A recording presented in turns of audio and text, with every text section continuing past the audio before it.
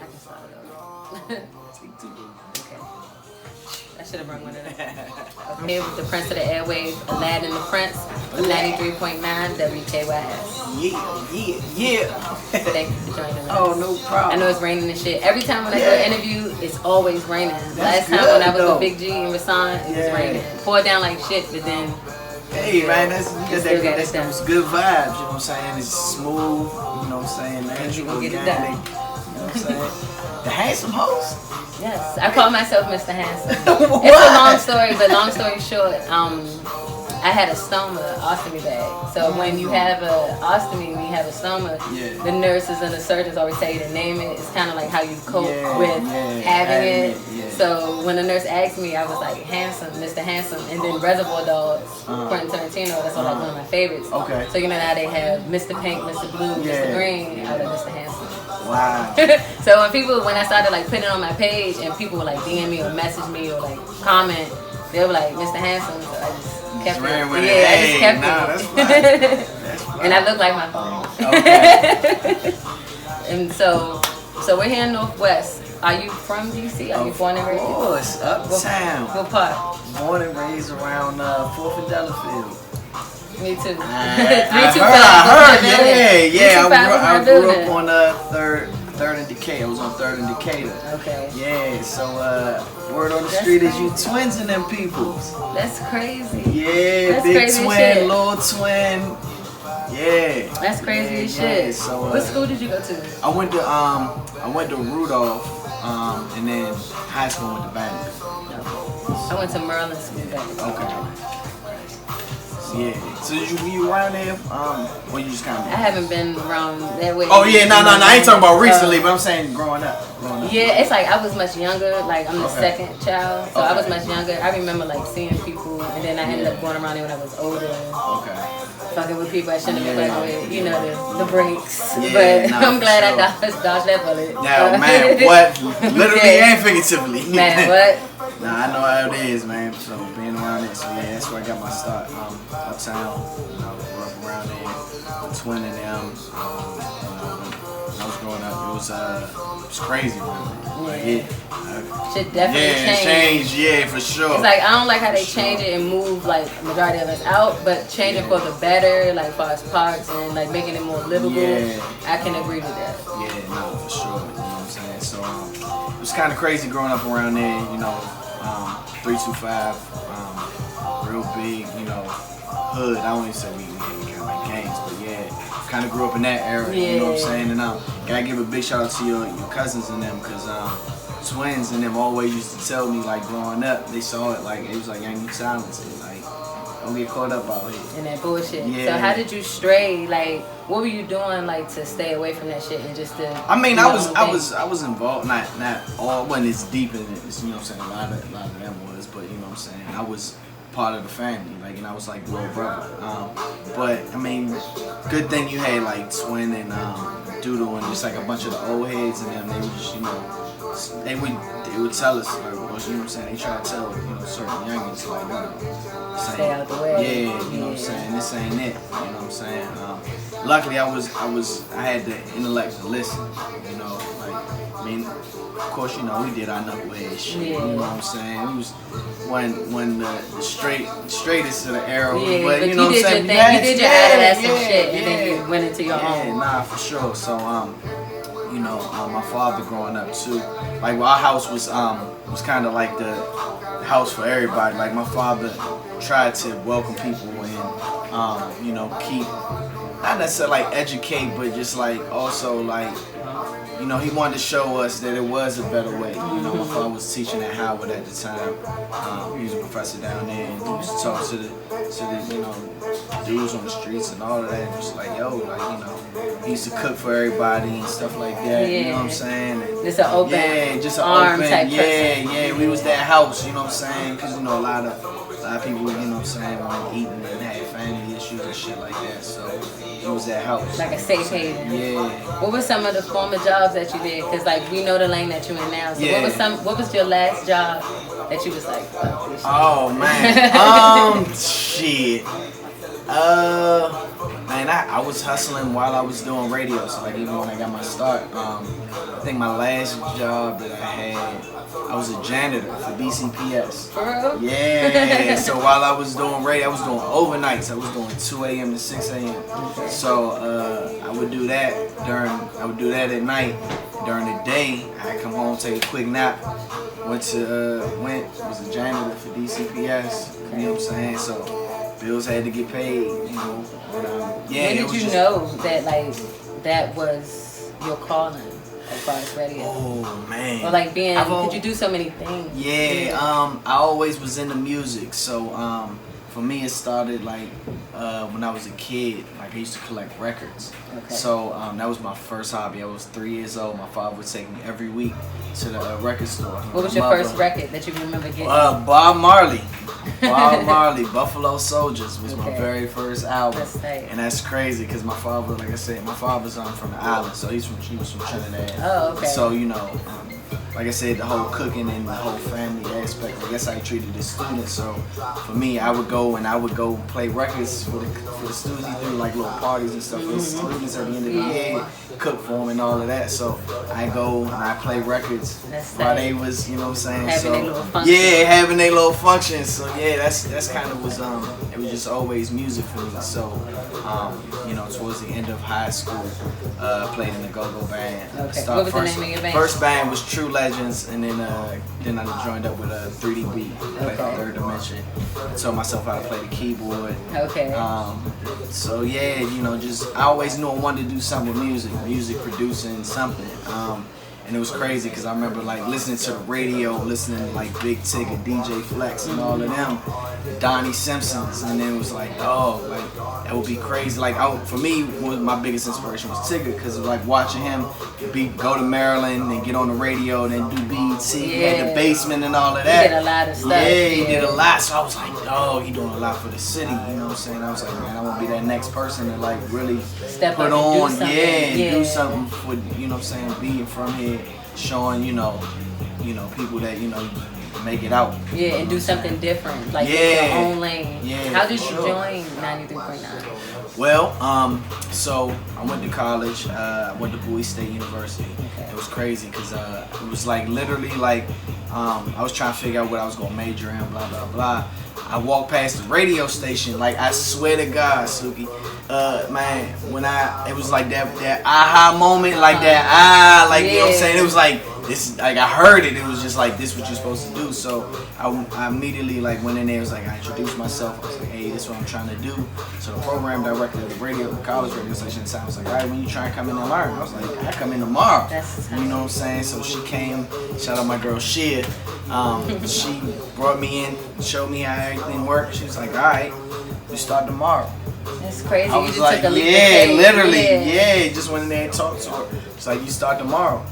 And that was it. And I ain't never looked back. So from there, I got an internship with 95.5. Okay. That's where I got my start. I started. So it was just crazy because, like I said, listening to those people growing up. So I got my internship. And they put me in there with Flex and Rain. That's crazy. Yeah, so from there I started learning under them. At the time, Angie was at 95.5, so she was their producer. So Angie took me under the wing, taught me, everything she knew, and then it was like 2000, I forget, it was like 2008. She got the phone call from 93.9. She went over there. You know what I'm saying? She got her opportunity to go over there, so it was time for me to step up. So I became the home team producer. That's tight. So then, like, I started seeing it, like everything that I manifested, like people that I was listening to saying like, yo, I want to be like them, I want to work with them. I started working with them, so it started with Flex and Rain. That's crazy. And it was crazy because Tigger was somewhere else, but he had came back. So from there, I worked from the home team. I was their producer, and I started producing for Tigger. So like it was like crazy. The ball was rolling. So like so my skills were so sharp. Like so, word got to Donnie Simpson that how good I was as a producer. So they had some changes going on in the morning. So they brought me in. So then I was working with Donnie in the morning. That's crazy. So like everybody, like so all these people that I had wanted to work with and, you know, idolized. I was working with him now. So it's like, God damn, like, is this really happening? Like, this shit can't be real. Yeah. But it was happening. And, you know, just grinding. And then eventually, you know, they asked me to start doing the overnights, and then, you know, just my hustle and doing different things. You know, so I was hitting the clubs, doing all of this. Yeah, because that's how you do so many different things. So that's crazy. And then I know that you drive, you do your own things on the side. I know you got Run That Back DMV. Yeah, I noticed that. That's tight. Yeah. And like you touching on, it's like TMZ with the cussing, with the, you know, it's black and white, and y'all giving y'all real opinions. Like, it's tight. You and DJ Schemes. Right? That's I like that. I watched a couple of episodes, and it's like raw and uncut, because when you got all them suits sitting on ESPN and shit, it's like they can't say what they really want to say, because they're gonna fuck their money up. Y'all can say what y'all want to say. Well, no, it's not even that, but I think it's just, you know, for me, it was just a different approach of how to like try to, you know, it's just so many different angles in sports that people don't even talk about. You know what I'm saying? So like different foundations and like people, what they doing outside of what they do on the court, and there's just different things that I wanted to cover. And then I kind of brought in the music aspect, because I've always seen how sports culture and music culture are always like hand in hand. So it was like, yo, would be a cool way to, you know what I'm saying, like merge those words, because I don't see nobody doing it. So that's for me, like, my thing is always thinking outside the box, doing something that and nobody else is doing. That's how it was. I was like, damn, he got a blog. It's like I didn't know what to call it. A blog, like a sports, like webisode, because y'all talk about different shit, but you have the topic on what you're talking about. You know what I mean? Like, it flowed. It wasn't like rehearsed, and that's how I like this to be. Like, we fuck up, we keep going or whatever. We keep it real raw. Let's say. So, who would you say is your biggest DJ inspiration? Oh, that's a good question. Dead or alive? I'ma actually say it's my best friend, man, DJ Money. Cause his music knowledge is so crazy. He's out of this world, man. The way he can remember songs and put things together, it's like, damn, bro, like, you really was born to do this shit. Like, that's my man. So I would say him and then Jazzy Jeff. Okay. You know what I'm saying? But man, I love, you know, a lot of people don't give him his props. Nah, Jazzy, for sure. Jazzy is how do you want to say it? Discovered a lot of people and put a lot of people on. He like that. That, you know, produced, just he's done a lot for the culture. You know what I'm saying? And just the way he studied music, and he was able to put different songs and blends and things together. Like, Jazzy Jeff is definitely one. So, and then Kid Capri, of course. Isn't he from here? Kid Capri, I think, from New York. Okay, no, that's the Cuban cigar. Antonio. Okay. I always mistake them two for each other. No offense. Light skin. Both of y'all like that. No offense. How do you balance everything? Because you're like a jack of all trades with everything that you do. Like, you always say your name, or you're somewhere doing something with somebody. How do you balance, like, relationships? Do you have children? I don't. Okay.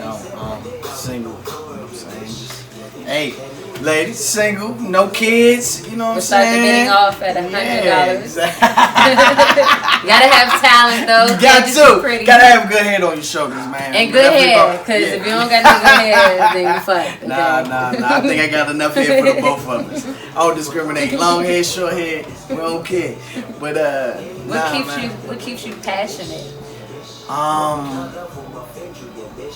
Be honest, man, I just think about those 3 to 5 days, man. Just so many people out here that don't have. You know, just if I can be a beacon of light and show people that you can literally come from nothing and make it into something. Like, because it'd be easier to give up. It is, man. This is hard industry. Like, this shit ain't for the faint of heart. Like, it's 24 hours, 7 days a week, 366, not even 365. Like, entertainment don't stop. You gotta be on top of it. You gotta be sharp. You gotta be business minded.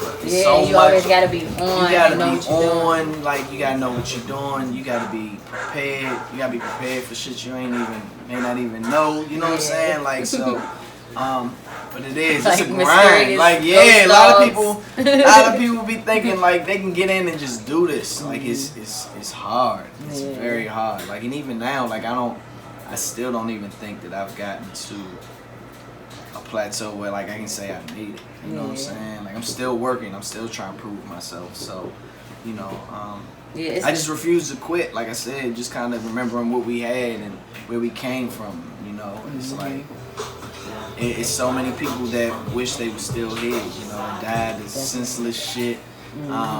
Just had dreams and just never got a chance to fulfill those. You know, so I think about those people times where I do want to stop and be like, man, fuck this shit. You know what I'm saying? And you can see that in your work too, because you do a lot of charities and giving back, and it's never boasting when you do it. You just do it and you announce, we're doing this for this family or for these people or this toy drive or this, you know, serving food or whatever. And it's never like a recording. Like, you'll be there and say, yeah, we're doing this, we're here, come out. But you don't exploit people. And that's another thing when like I was looking on who to bring on, that was something that made it like attracted the show to you. You know what I mean? It's not gimmicky. You know what I mean? I'm trying to word it right. It's not fake. Very genuine. Right? Very genuine place, you know, and I think, you know, certain people you can definitely tell. Like, you know what I'm saying? Like, that's another thing, man. It's just this industry is so many smoke and mirrors. Like, I know you meet a lot of people like that. I mean, you know, it's so many people that you don't know, you know, who's really on your side, who's not. You know, it's a different. It's crazy. I one advice when people ask me, like, you know, what's something you can, like, in entertainment, rule number one is there are no rules, which is scary. You know what I'm saying? Because, you know, coming from where we come from, like, it's a code of conduct. You know what I'm saying? The street code. You know what I'm saying? It's certain things. So when you realize you get in this game, and you know there's certain things that, I mean, it ain't nobody path gonna be the certain. You know, however you get to where you get to. You know, you gotta carve that. There's no rule book, no, you do this gonna happen, like, none of that, you know, so it's you like, may live by the code of a certain respect level, and them motherfucker, they trying to do what they gotta do, and and just going. Gonna step over you, they gonna throw you under the bus, you know what I'm saying, you never know, they act like your friend, you know what I'm saying, whatever, but I don't take none of that, I don't take none of that personal, you know what I'm saying, like, I know, you know, I'm very spiritual, so, like, I know God got a purpose for me, so with that, you know, I let him lead and I just stay covered. Like I said, coming out of those days, man, like, man, you ain't go to sleep until you heard gunshots. Like, that's just how it was around me. Like, it was crazy. So, you know, you got your hands in so many different things. One of the things that I noticed that you did, hopefully when all this virus stuff blows over, your trap trivia. On the rocks. So that shit looks fun. So what exactly is it? So is it different movies and books, or what? So it's just trivia for the culture. You know what I'm saying? Like, so like, what would be like a question on there? Yeah, it depends. Let me see what's a good one. So we do like different themes. You know, we do like 90s stuff, movie stuff. You know, just things that's trending. Yeah, things that's trending, we make it fun. We incorporate the music in it, you know what I'm saying? Ask about, you know, because I've seen how it was packed. Like, it was it's a vibe. It's a vibe because, you know, people don't realize, like, it's a game night, but it's like a game night incorporated with a party in one. You get what I'm saying? So it's just something different. Like I said, I'm always thinking out the box. Like, people want to go out. And it's fun. You learning, you drinking, you mingling. You drinking, you mingling, you eating, you singing, you trying to think. It's not a dry moment. You know, sometimes when you go to certain events, everybody's so busy about worrying about everybody else that the party be dry. Like, everybody in their phones. Like, so something like that, you're in with the people. You know what I'm saying? And you gotta be active because we got this thing where you gotta bring your answers to the front. So you gotta run to bring your answers. Like, you get what I'm saying? So it sounds a little bit fun. It's not one of them jumps like you just sitting there, like you can put the answer in on your phone, like you gotta figure out what the answer is, you only got a certain amount of time. You gotta write that shit down, then you gotta bring it to the front, like, you know what I'm saying? So it's I can't wait to come. Like, for sure. all this nonsense stuff. Yeah, hopefully sooner than later. Speaking of tacky, what are like some tacky trends? For me, I cannot stand TikTok. I like when kids do it. I like when kids and old people do it, but I'm sick of this with bitches. I'm sick of that and the flipping the switch. Yeah. I'm sick of it. And so is there anything that like getting on your nerves right now? That you're tired of scrolling and seeing? Or anything that like these new rappers are doing that's like trendy tacky? You know, I think the thing that I'm worried about a little bit with the music is that, you know, everybody to me has that same sound. Yes. It's like the melodic sing rap thing. And then, you know, I think another thing, you know, I'm not knocking nobody, but like I wish or I hope that it gets back to the fact, like, I think earlier, or like certain, like I say our generation, like we admired the fact that people could do something and Hold on, good you talk at about our generation. Yeah, our generation. Listen, you in there too. You in there too. You got old soul. Nah, but I think, you know, it was just a appreciation of something you can't do. Like I feel like rap now is like everybody like, oh boom, I can do it. Like, you get what I'm saying? Yeah. Like at one point in time, you know what I'm saying, you saw rappers that could put words and shit together and you like, and make you think. Yeah. You get what I'm saying? You had to listen and like, damn, it's like, you know what I'm saying, you had to go back and it's like, what the fuck was he like, you know what I'm saying? Like, yeah, and you want to look up people. Like you want to look at people and see what is he referencing to. Yeah, you know what I'm saying? Like Jay-Z and shit like that. Like, damn. Like, a lot of people are artists and not a lot of people are artists, they're just entertainment. Yeah, but there's a shitload of talent out here too. Like, you know, the R&B wave coming back real heavy. I think that's really where, you know what I'm saying, you're seeing a lot of creativity as far as like the writing, the lyrics, shit like that. But yeah, man, I just want, you know, I hope everybody don't get caught in this, you know what I'm saying, I fuck your bitch, I pop, like another thing I don't like is like that whole drug use. Like, like they realize like drugs. You know what I'm saying?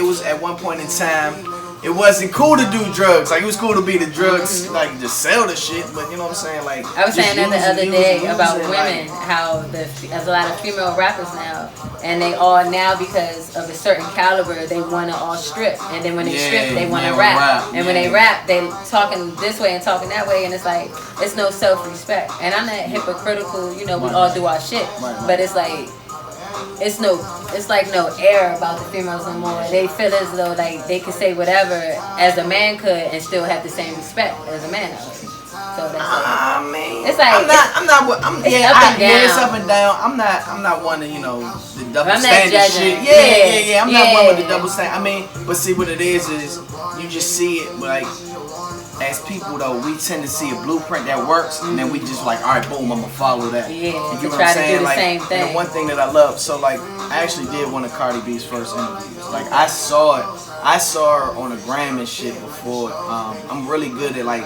picking out talent like before they blow or whatever. Like, then man, I've got my track list is kind of crazy. Your roster is like my roster is just like I did. I got one of the first interviews with A$AP Rocky, J. Cole. Me and Wale went to school together, so you know what I'm saying. I mean, I did hers first video interview because, you know, her wasn't doing interviews. Cardi B. Nice little roster. So anyway, so it's so crazy because when I saw Cardi, I said, oh shit, she gonna blow off her personality. You know what I'm saying? So when she got on Love and Hip Hop, I was like, oh shit, she about to take off. Like, so I remember I was in Florida at the time. I got a position down there. I was doing radio down there. So she was coming to Florida. I was like, yo, y'all gotta let me interview this chick. They was like, for what? I was like, listen, I'm telling y'all, she gonna be the next biggest thing. Cause her personality was just so raw, and I was like, yo, she's gonna be something special. She's beyond relatable. So, you know, when I sat down with her, she told me she was gonna do music. I was like, I ain't even gonna lie to you. I told her straight up. I was like, you go watch the interview. Yeah, I was like, you really gonna do music? You know what I'm saying? Like, I was like, all right. So she was like, yo, I got the mixtape. And you saying, let me play it for you. I was like, all right, bet. Yo, when she played me, first jump she played me was not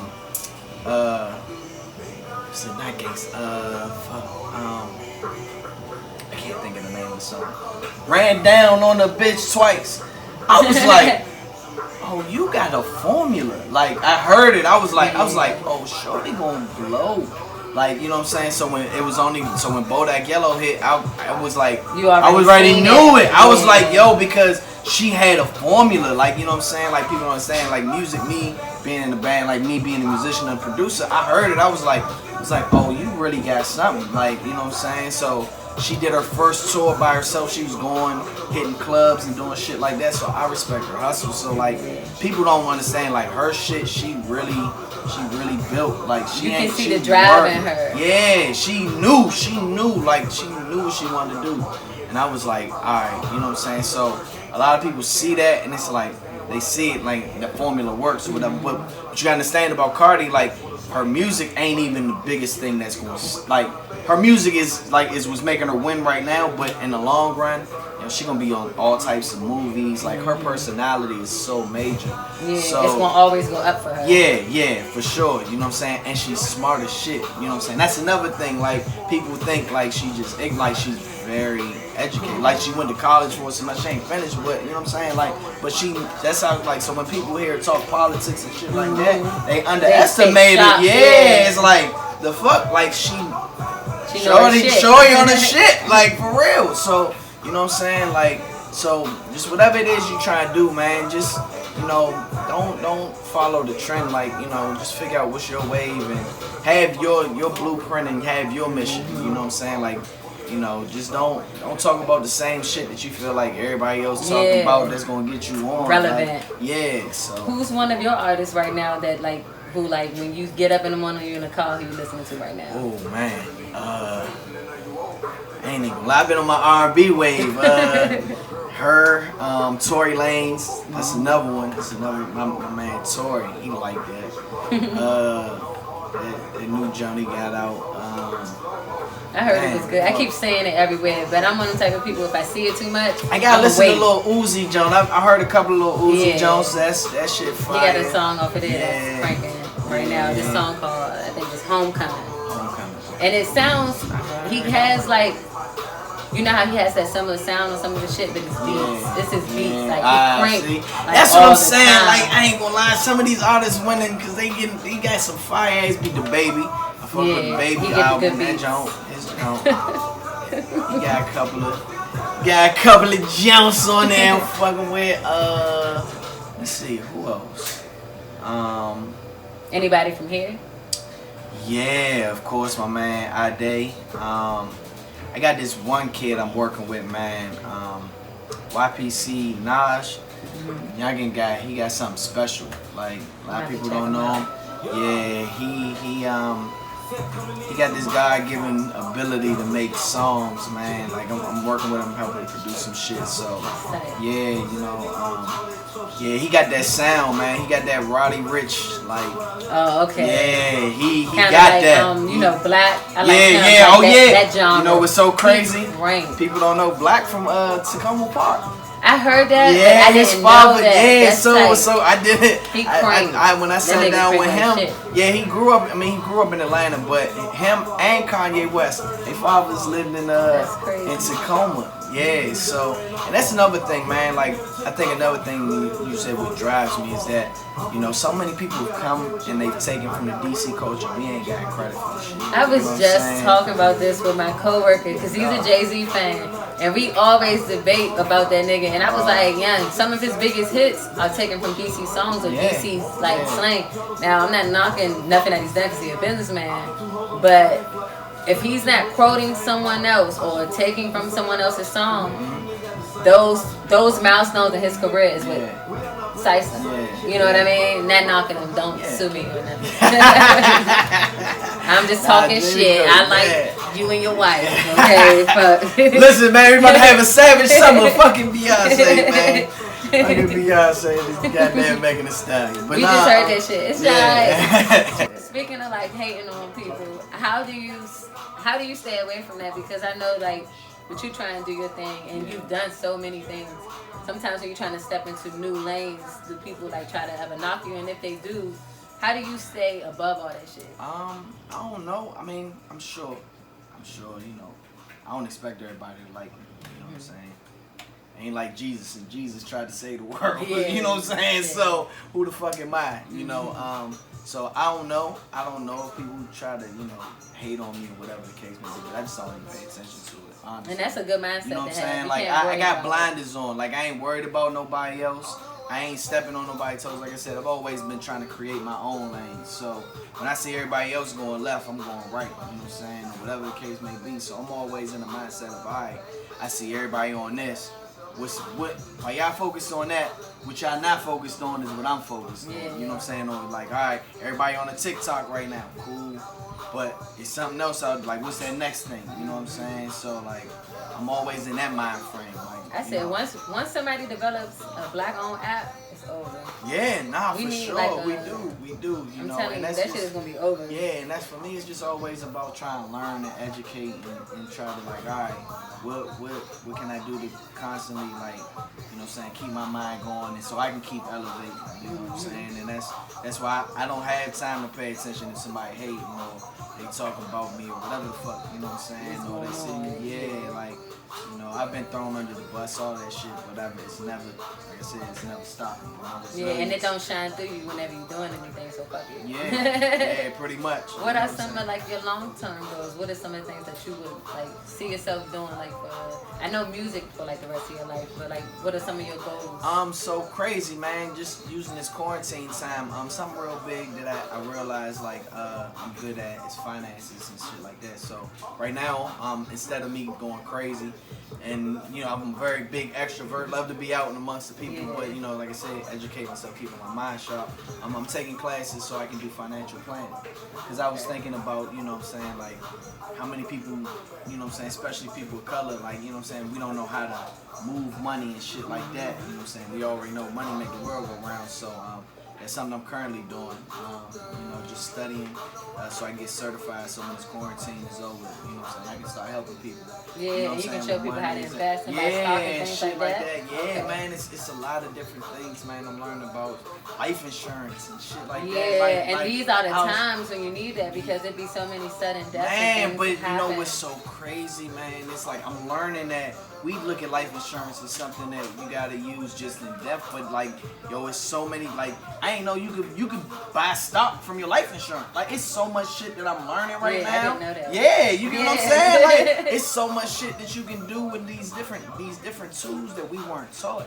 So, it's like, alright, like, what's something on a bigger scale that I can just, outside of this music thing, been saying, they say you gotta have 7 streams of income to become a millionaire, billionaire, whatever. So it's just like, all right, I'm blessed and I'm doing something that I love, but I ain't gonna lie, you ain't gonna find 7 things that you passionate about that you can do it. So, you know what I'm saying? It's just different things that, you know what I'm saying? So that's for me, I think this is like one of my first big steps outside of music that, you know what I'm saying, I'm really passionate about. And you're still helping in a way. You're not entertaining, exactly, you're exactly, So so it's like, but shit, even, you know what I'm saying, people in the industry, shit they don't know, you know what I'm saying? So if I can be that beacon of light, you know what I'm saying, and make some money at the same time, that's you know what I'm saying? right. But I mean, for me, it's no greater joy than helping people and making money at the same time. Like, you can't beat that at all. So, because you're not putting yourself out at any moment. Nah, for sure. If you had something to say to somebody that's pretty much want to give up and say fuck anything that they're trying at because they keep failing. You know how doors, whenever you're trying to do something, I know when I am, it's like everything goes wrong. Like, I could be on my way to $1 million and I get a flat tire. You know what I mean? So what are some words that you would use to or say to inspire somebody? Man, just keep going. They say the biggest thing or the best thing that you could ever do is not quit. So, I think it's people, and I learned this, like, when I, going through my struggles at the radio station and different things happening, doors closing, is that it's so crazy when the door closed. We so focused on the door that's closed that we don't take that time and look and see that 2 or 3 different doors just opened up. You get what I'm saying? So never focus on the door that's closed in your face. Like, when that door closes, stop, breathe, look around, and see like, all right, this door closed. What other doors may have just opened? Don't panic. Don't I have panic. A tendency to you know what I'm saying? I think, in my maturation, like, I think that's the biggest thing that I've learned is like, all right, when shit not going right or when shit stops, like, I used to panic and I used to think, I overthought, like, all right, damn, I was planning for this, or, you know what I'm saying, like, this was my goal, I was trying to get here. Yeah, and you were on a mission. Yeah, speed bump. And see, you hit a speed bump and it's like, nah, like, God, you know what I'm saying, whatever, if you don't believe in a higher power, man, that, kudos to you, no, but you know what I'm saying, I do believe there is an energy and power in speaking and just understanding that, if you believe your life got purpose, it does have purpose, so don't worry about the things that, you gotta have those, you gotta go through those falls and you gotta go through those stumbles, and it's not even, I don't even call them L's, I call them lessons, you know what I'm saying, it becomes an L if the next time you come around, you do it again, you get what I'm saying, now you're taking an L, because you knew, you know what I'm saying, I was supposed to walk around that, you know what I'm saying, I done that before. Yeah, like fool me twice. Yeah. So, but everything happens for a reason, man. You gotta embrace those. Like, in the time it sucks, it hurts. You know what I'm saying? But be resilient. Okay, so you do something on your show called Aladdin's Five First. Okay, so I have some of my own for you. Okay, let's do it. So, so y'all, for you guys who don't know, he does Aladdin's 5 First on his show, and it's typically 5 questions of your first experience with those situations. But I'm gonna mix it up a little random, whatever. Just first time you rode a bike. Anything that comes to mind. Yeah. So I'm gonna start light, and then we gonna go into it to see what type of person he really is. Let's go. Okay. So your first celebrity crush. Ooh, first celebrity crush. Damn. It's between Rihanna and Salma Hayek. Oh, and Halle Berry too. Okay. I was just watching Kings with her last night. That was good as shit. Kings. Yeah. It was like the Rodney King beating or whatever. Oh damn, I didn't know she was in that. Okay. It's really good. Okay. The first time you was turned down for a DJing gig. Oh, that's a good one. And like you thought you had it, and they was like, nah. Damn. What was the first time I got turned down? You was like walking on sunshine majority of the I know. I was trying to think now. I was trying to. No. When I started my club shit though, like the way I was doing it was like I would bounce around to different clubs, right? And then I would at the time, right? So I had printed a flyer out, right? So I'd go and I was my own promoter. So I was hitting all the cars. I was just putting my flyers on cars and shit like that. And I go in the club. I host, like, I go to like 4 or 5 different clubs a night.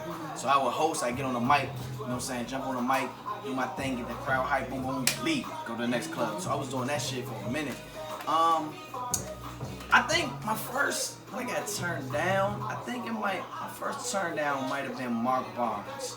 I was doing Love at the time, I was doing Love, and I was trying to get paid. You know what I'm saying, I wasn't getting paid, I was doing that shit off the free, but it was like 3,000 people in the club every night, so you know what I'm saying, it was like, fuck that, like I'm trying to get exposure, so like, for me it was like trying to build my name, so I was like, fuck it, I did it for free, so I went to him, I was like, yo, I'm trying to, host, DJ here, whatever. He ain't never give me the shot. He gave me the shot finally when he opened up Park. But I think my first turn down was Mark Barnes and Love. And shit, that Wade in Park is down like the spot. Oh Park, yeah. Nah, I had Park turned when I was doing that shit. So yeah, Mark gave me the opportunity then. But Mark Barnes was my first turn down. Let's say the first time that you got drunk and you was hungover. Ooh. Like you was like, fuck this, I'm not drinking no more. Oh man. Alright, so I was 16. I wanted to go see UCB at the Felicities for New Year's Eve. Okay. Me and my godbrother was trying to go or whatever, right? So my mother told me I could go at first, right? So we about to leave. Boom, Sykes about to go see UCB. We was about to leave. He's like, Mom, we about to be out. She was like, nah, you can't go. It's like, what? It's like, what you mean? It's like, I don't know what it is, something just telling me, but nah, you're not going. Like, staying in the house.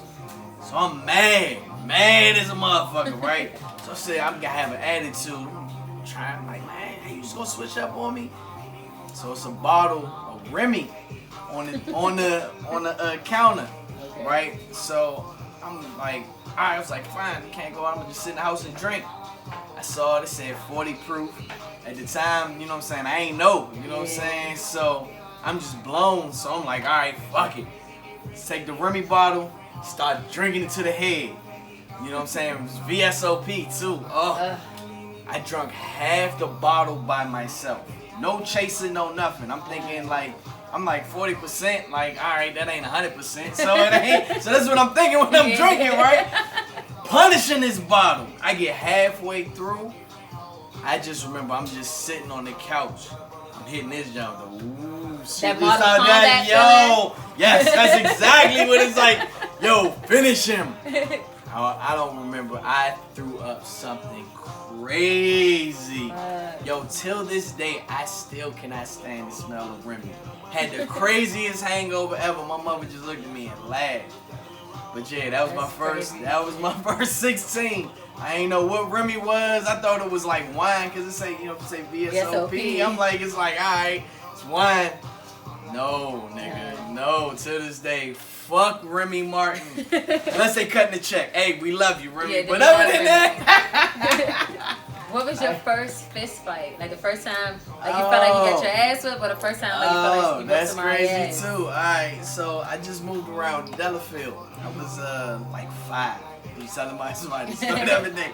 I was like 5, right? I'm in the house, I'm sick. But I'm blown that I'm sick. So my cousin's outside playing or whatever. So for whatever reason, I don't know why I wasn't supposed to be outside. We just moving in the neighborhood and shit. So I go outside for a second. I'm little, like you know what I'm saying. I always was a little dude, you know what I'm saying. So, but I wasn't never no bitch. So I knew that as a kid. So 5, I'm outside playing, not supposed to be out there, and then I guess, you know, he's now my best friend, older, like my big brother. His name's Daniel. So he was outside. I guess he started picking on me. So next thing you know, my mother would tell me a story. And she's like, "Young, my cousin run inside. Yo, he outside. Daniel outside fighting. That's my real name, Daniel, right? So she's like, Daniel outside fighting. So I'm outside. I'm on his back, and you know, it's like this big, like back in the day, had this yellow baseball bat. You know what I'm saying? I'm on his back, beating the shit out of him with a bat at 5. It was kind of like my I say my welcome to the neighborhood, like from then on. Like I had everybody respect, because it was like, yeah, who's this new kid coming around? Like he don't take no shit. You know what I'm saying? So that was my first fight. That's funny shit. If you had your choice to never age or be a genius, which would you be? Ooh, damn. Yeah, I think it's number 2. I think it would be a genius. Why? Man, you just can't put a price on wisdom. You know what I'm saying? I think would I want to live forever, and then I'd be like, nah, this world giant crazy. Yeah, you could be 100 like, and still grown. Yeah. Would you rather be invisible or fly? Fuck. I think fly. Why? Fly. I think it's a peacefulness, you know what I'm saying, being in the air, like when I take flights and shit like that, like it's just like you by yourself. You gotta put your bags on your back. What you mean? You mean like vacation fly or just in general? Oh no, okay. Yeah. I mean vacation fly, but I'm saying like if I could fly, you know what I'm saying? I'm just saying like the feeling that I got when I'm in the air on the airplane. You know what I'm saying? Do that, like, if I can do that, yeah. I say invisible, so I can walk into a bank. You walk. What you say? Invisible, so I can rob your ass. Yeah. We on the same page. I ain't trying to fly and I get beat up by birds and shit, get jumped. Yeah, and if you fly, you're gonna be like Hancock. People gonna want you to do shit all the time. I know, right? You're like, yo. Yeah. Is there anything that's up, like, well, everything is at a standstill right now, but is there anything that's upcoming that you're going to be doing this summer that we should be looking for? I mean, right now everything on pause, so, you know, everything I had planned is gone out the window. But like I said, I think, the biggest thing for me right now is definitely this financial planning thing, you know what I'm saying? Like really, just trying to learn and like being able to help people. I think, that's real. That's something I'm really passionate about. Are you still on the air Monday through Friday? Yeah, well, no. I'm doing Saturdays right now. Okay. Yeah, I'm still in that job working every fucking day. What's your hours on Saturday? 2 p.m. to 6 p.m. on 93.9 WKYS. Yeah, man. So, yeah, man, we just rocking and rolling, and just trying to figure out what's next. I'm just really taking the time to really just trying to study and really figure out what is gonna happen. I know a lot of people look at it like, damn, I'm bored, but it's so crazy because it's like we actually getting that time. Like, everybody say, man, I wish I had more time. You know what I'm saying? And so now you got it. Now you got it. You know what I'm saying? What you gonna do with it? So that's because a lot of people don't know what to do with themselves. Yeah, exactly. And now you don't have that platform where you're faking like you really busy and you're doing shit because ain't nobody seeing you out. So that's how I'm saying that. Yeah, so just trying to understand what's gonna happen next, because this shit is definitely gonna change a lot of things. You know what I'm saying? A lot of businesses that you have known ain't gonna be there no more. You know what I'm saying? But this is a great time to create. You know what I'm saying? And the more exactly, you know what I'm saying? Shit stopping this. Yeah, you know what I'm saying? And thank you for not having excuses, because I had a couple of people like, I already had you on my list. I was like, I wanted to get more established interviews before I asked you. You know what I mean? Because of your roster and of all the shit you do. So, but a lot of people that I ask, like, they bullshit, and I'm like, now I can catch people because you have the time to sit for an hour or two and just talk about yourself and all that's important to you.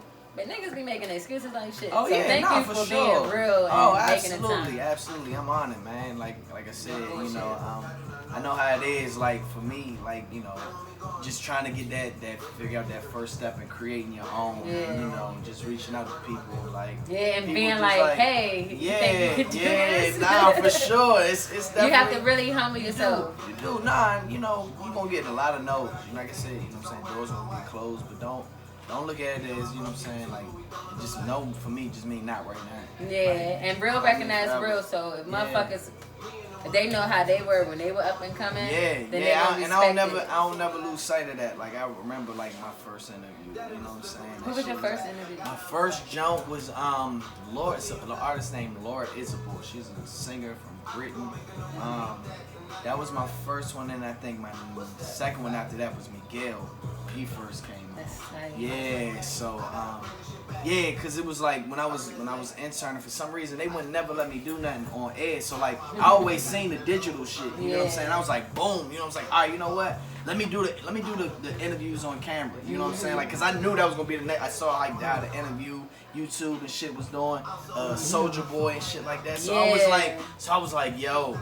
That's the wave, you know what I'm saying? So before Breakfast Club and all of them was doing those digital interviews, I was already you were already on doing it. that shit. I was already on that shit. So like, so. So they say you favor Miguel. Oh, you think so? I get Lloyd a lot. Lloyd? Yeah, Lloyd. I get Lloyd. And talking about business closing, you can never take me to Milk and Honey because they're closing. Yeah, I wanted to take her to Milk and Honey because it's a nice black-owned restaurant. It's so good. That shit is bomb. And now it's closing.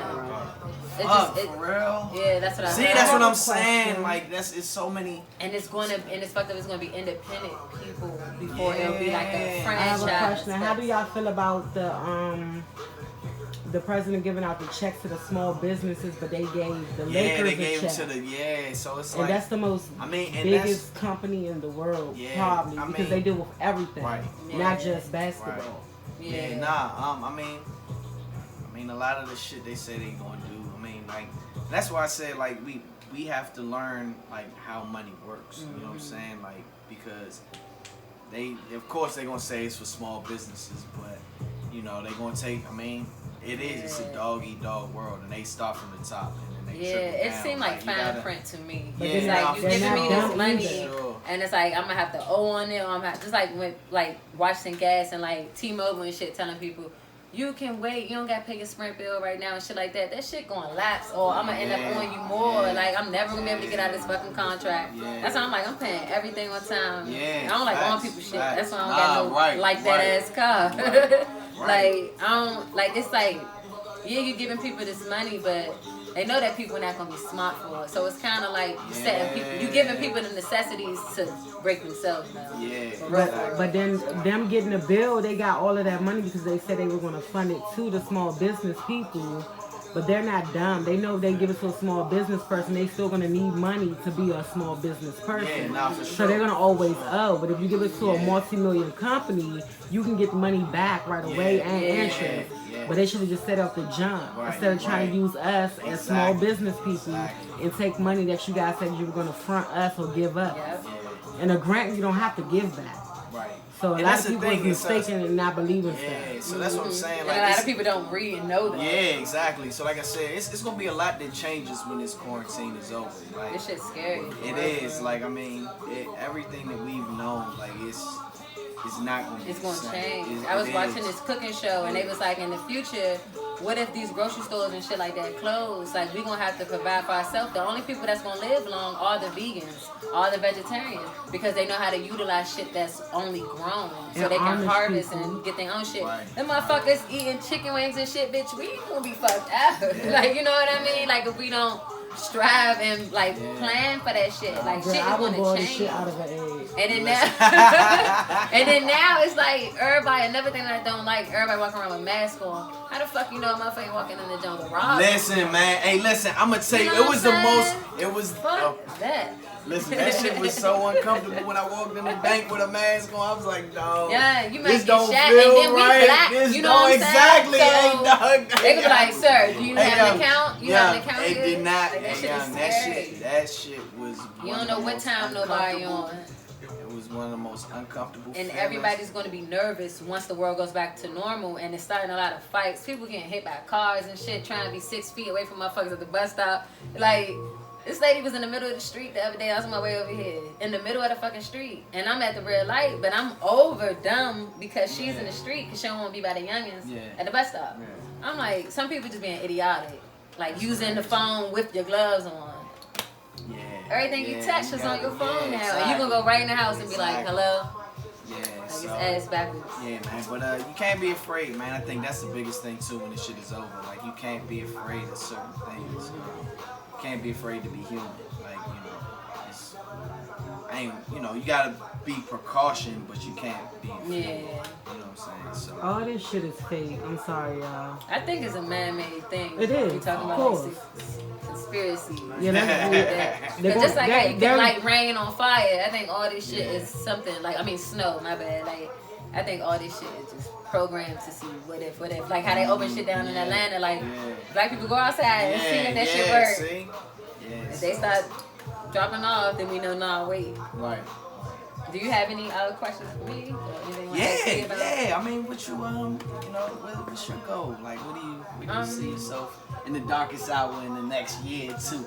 Hopefully to be still interviewing, and I want to, once shit is safe and shit for us to go back outside, I definitely want to go to different spots and just talk to different people about different shit. Like, but I definitely want to keep it DC, but I don't want to stay conformed to absolutely DC. Not. You can't. But I want to definitely let people know more about here, because a lot of people from here, it's like you can hurry up and dip out before a motherfucker hate on you and try to do something to you. So it's like I definitely want to just hone in and like break the stereotypes and let motherfuckers understand. Like, fires, for example, when there's always a bunch of niggas at the gas station or in front of a 7-Eleven. I want to stand out there and talk to them, and like a lot of them people be homeless, or a lot of them be like homeless youth and shit like that. So it's like a lot of people judge them, and that shit be getting on my nerves too. When you get out the car, the motherfucker like, you got $1 and you ain't even buy your shit yet. But it's like, I want to talk to them type of people, not to exploit them, but just to learn different people's stories and just to learn different shit. Like, a lot of people, when they hear about DC or they see DC, they think a certain way. You know, so basically just to break that shit and to definitely be doing paid interviews. So I can quit my job. Hey, I love my job. I'm essential. I love my job, but just so I can write my own check and really focus on it. So I'm not just doing a show every other week. You know, but like those 3 shows every week and then relaxing more. Because I don't want to die paying bills. You know what I'm saying? Like I don't want to die paying bills, and I don't want to always just be okay. Well, this month I gotta pay this, that, and the third, and don't get to live. So that's pretty much for me. I don't want too much. Hey, man, look, never know, man. Darkest Hour coming to a TV near you. We gonna speak it into existence. Yeah. Thank y'all for tuning in. Make sure to subscribe and comment on here. Do not DM me and comment. Tell me what you think on YouTube. Cheers. Thank you.